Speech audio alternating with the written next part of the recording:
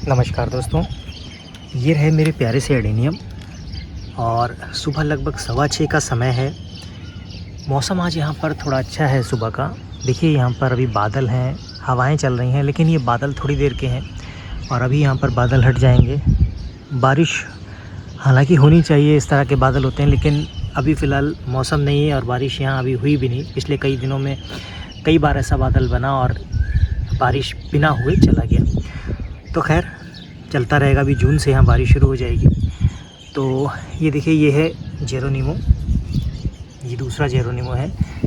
ये कुछ multi petal seeds से मैंने ग्रो किए थे और कुछ में मल्टी पेटल फ्लावर इसमें आए थे, खूबसूरत से थे जो सेल हो गए। अभी फ्लावरिंग आने के बाद पता चल जाएगा इनमें कौन सा मल्टी पेटल है, कौन सा सिंगल पेटल है। ये है मेरा आर्सियन।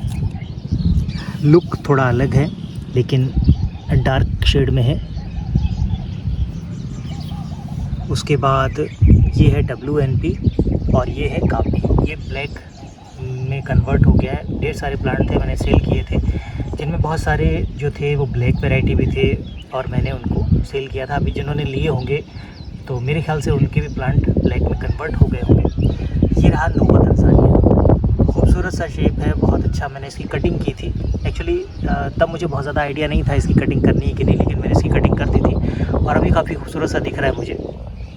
ज़रूरी नहीं है कि हैबिटेट लुक ही आपके पास आए, कोनिकल शेप ही मिले, सुंदर दिखना चाहिए। नेचर है, नेचर में कैसे भी प्लांट ग्रो होते हैं। हाँ, हैबिटेट में अगर आप जंगल में उग रहा है तो फिर वो अपना जो ओरिजिनल लुक है वो लेकर ही ग्रो होता है। और ये अरेबिकम है,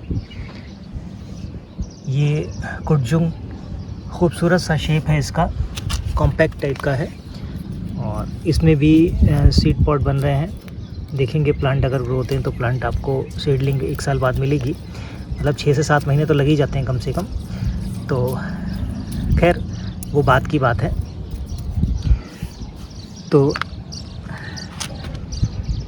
ये इस तरह से एडेनियम्स 1-2 ख़राब हुए थे, तो अभी फ़िलहाल ये सर्वाइव कर रहा है। या देखिए यहाँ से फुटाव शुरू हो गया है और यहाँ पर अभी लीव्स आना शुरू हो गई हैं। तो लीव्स आने के बाद प्लांट अच्छा हो जाएगा। ये कुछ समय बाद अरेबिकम भी आपको अवेलेबल हो जाएंगे।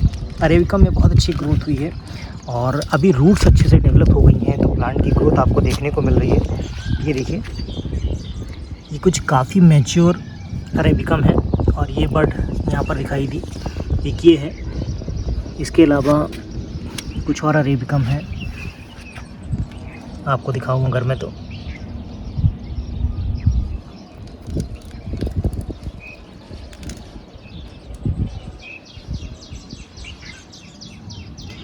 जब ये सेल के लिए अवेलेबल होंगे तो मैं सेल पोस्ट में या शॉर्ट वीडियो के माध्यम से मैं आपको इनकी जानकारी दे दूंगा। आप लोग को पसंद होगा तो वहाँ से बुक कर पाएंगे आप। गर्मी ज़्यादा है इसलिए मैं थोड़ा सा वेट कर रहा हूँ, क्योंकि बहुत सारे लोग इस वजह से रुके होंगे कि गर्मी में शायद प्लांट वो सर्वाइव कर पाएगा कि नहीं। लेकिन कोई भी मौसम हो, अगर आप चाहें तो प्लांट अच्छे से सर्वाइव कर सकता है। धीमे धीमे आपको इन चीज़ों की जानकारी होती जाएगी। हाँ, सर्दियों में थोड़ा सा अवॉइड कीजिए, क्योंकि अगर सर्दियों में अगर आपने थोड़ी सी गलती कर दी या वाटरिंग ज़्यादा कर दी तो रॉट होने का खतरा बढ़ जाता है। तो इसीलिए अगर आप प्लांट लेना चाहते हैं तो सर्दी को छोड़ दीजिए, विंटर को छोड़ दीजिए, बाकी किसी भी मौसम में आप प्लांट्स को ले सकते हैं। ये प्लांट अभी मैं थोड़ी देर से देख रहा था और मुझे लग रहा था कि शायद ये 6 या 7 पेटल दिख रहा है, लेकिन एक्चुअली ये डबल पेटल है, तो एक के ऊपर एक आ गया, तो इसलिए ये ज़्यादा सा दिख रहा है। यहाँ पर ज़्यादा पेटल्स इसमें दिख रहे हैं। बहुत सारे लोग मेरे से सवाल करते हैं कि सर इनमें फर्टिलाइज़र क्या दें। तो बहुत ज़्यादा फर्टिलाइज़र आपको देने की ज़रूरत है नहीं वैसे एडेनियम्स में, लेकिन फिर भी आप देना ही चाहते हैं तो इनमें आप बोन मिल दे सकते हैं और बहुत ज़्यादा आप देना चाहें तो इनमें पोटाश दे सकते हैं। और पोटाश आप बाज़ार से आपको मिल जाएगी, कुछ ग्रेन्यूल्स फॉर्म में मिल जाएगी।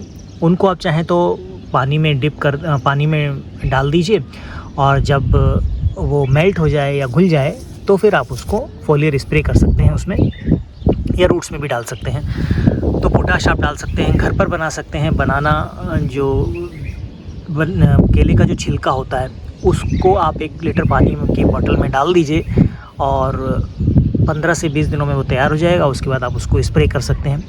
तो ये 2 जो मैंने आपको फर्टिलाइज़र बताए, ये फ्लावरिंग के लिए बहुत अच्छे हैं। बोन मील आपकी फ्लावरिंग को बूस्ट कर देता है और अच्छी फ्लावरिंग आपको देखने को मिलती है।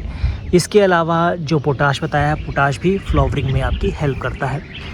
उसके साथ ही आप एक काम और कर सकते हैं, अगर आपने देना ही है तो NPK 05234 आप दे सकते हैं, और बहुत ज़्यादा देने की ज़रूरत उसमें नहीं पड़ती है, क्योंकि अभी बारिश आ जाएगी तो नाइट्रोजन की कमी पौधों को पूरी हो जाएगी। उसके बाद जो बाकी इसके अलावा जो केमिकल्स बचते हैं तो वो 05234 से पूरे हो जाएंगे और आपके प्लांट में फ्लावरिंग अच्छी हो जाएगी और ग्रोथ भी अच्छी ले लेंगे। तो गर्मियां हैं, इसलिए मैं आपको मना करता हूं कि गर्मियों में आप फर्टिलाइज़र का ज़्यादा इस्तेमाल ना करें, क्योंकि अगर आपने क्वांटिटी गलत ले ली या ज़्यादा हो गई तो फिर उसमें आपका नुकसान है, आपका प्लांट जल सकता है, ख़राब हो सकता है। तो फर्टिलाइज़र के बिना भी एक्चुअली देखिए, नेचर होता है, जब नेचर में कोई फर्टिलाइज़र देने स्पेशली नहीं जाता, लेकिन वहाँ पर लीव्स होती हैं, जो पुरानी लीव्स वहाँ गिरती रहती हैं, उन्हीं से खाद बनती रहती है और वो प्लांट्स के लिए बहुत अच्छी है। अगर आप लीफ मोल्ड आपको मिल जाता है, लीफ कंपोस्ट मिल जाती है तो बहुत अच्छा है, नहीं तो कहीं से पुरानी पत्तियाँ इकट्ठी कर लीजिए और उनको आप इकट्ठा कर लीजिए, उनको आप कंपोस्ट होने दीजिए और कंपोस्ट होने के बाद फिर आप उनको भी अपने प्लांट्स में दे सकते हैं। ये देखिए, ये मल्टी पेटल है, लेकिन मतलब डबल पेटल कह सकते हैं, मल्टी पेटल तो ये देखिए डबल पेटल यहाँ पर है, और सिंगल पेटल ही दिखता है लेकिन है ये डबल पेटल, ये सिंगल पेटल है। इनमें भी फ्लावरिंग आ रही है। ये देखिए, ये डबल पेटल है। किस तरह का शेप रहेगा फ्लावरिंग के बाद हमें पता चल जाएगा। उसके अलावा यहाँ पर कुछ प्लांट्स हैं,